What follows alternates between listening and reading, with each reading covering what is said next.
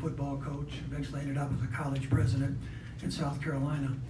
And a good friend of mine, a former governor named Dick Riley, talked me into running for office for the very first time when I was 65 years old.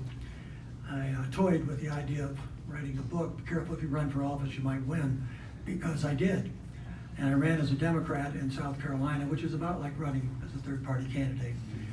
And won by 455 votes out of 1.1 million, the closest margin in the history of our state for a statewide office. I ran for Secretary of Education.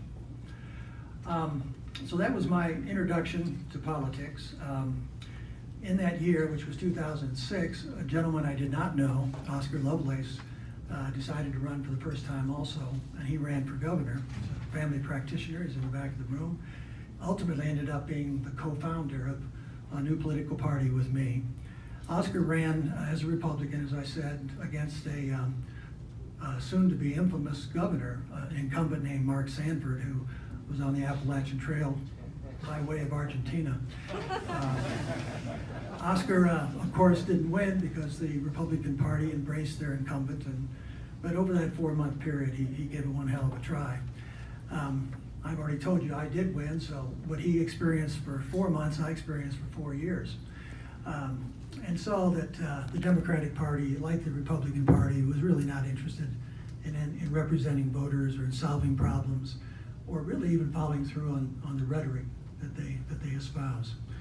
So after I got out of office, Oscar and I, who became friends, decided there had to be a better way. We started talking to people in our state, and out of that came the American Party.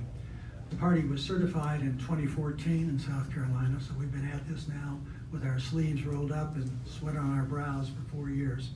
We'll talk about that later, I guess. But we decided early on that we wanted a platform for independent candidates.